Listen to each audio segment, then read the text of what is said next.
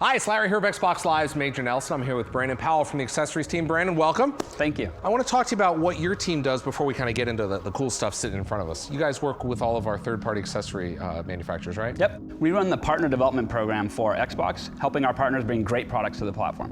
Now, what have you and your team done working with the platform to really innovate in this space?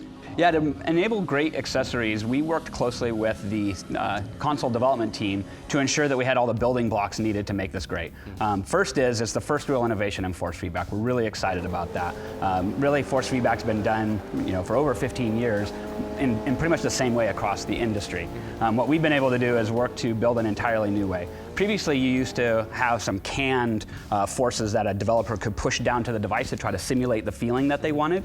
What we've done is we've developed a new way of doing that using an equation language. What that does is it means that a developer can push down things like RPM or ABS, and the equation language will do the right thing and create those forces for them. It also gives them flexibility to define their own building blocks. It really delivers a level of precision that we just haven't had before. Now, how would some of these new features enable accessories for different experiences in other kinds of games? It used to be that hardware had to fit into predefined categories, so you had things like controllers and racing wheels and so on.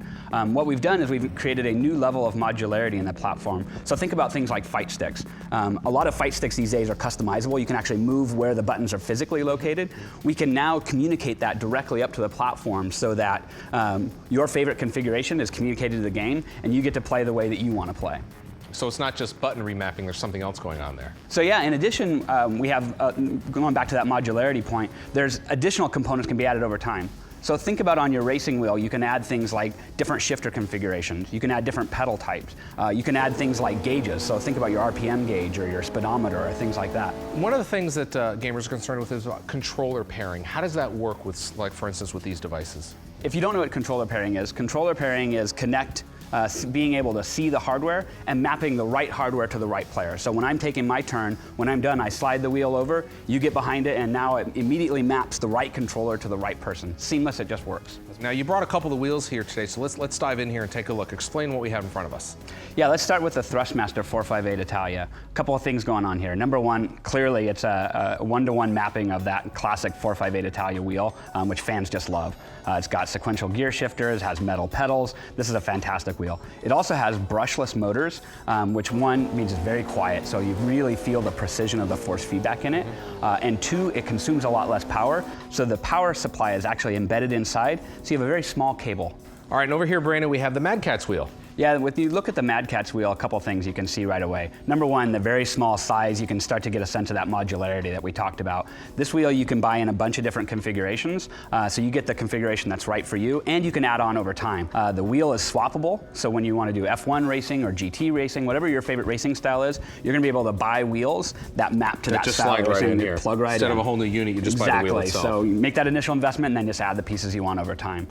And when you look at the pedal set, it actually looks like a cockpit. It has a level of adjustability that we haven't seen in pedals before. You can actually adjust the width between the pedals, you can adjust the pedal throw, you can change out springs for the amount of dampening that it gives, for the actual resistance. It feels fantastic. We're really excited.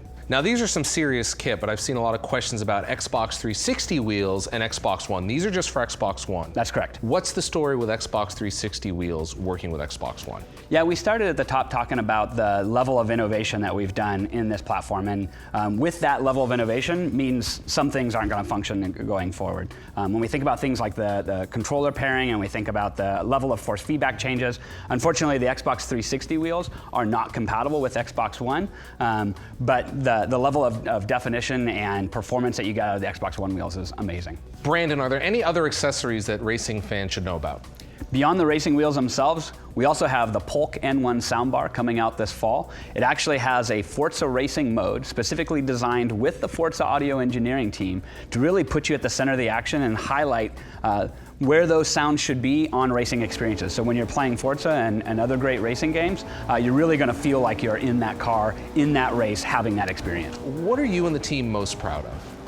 I'd say the level of flexibility in the system. We've now given hardware developers the ability to do things they've never been able to do before. That helps put the driver at the center of the experience and is going to enable the best racing of any platform. So this is just the beginning of the accessory stories on Xbox One, right?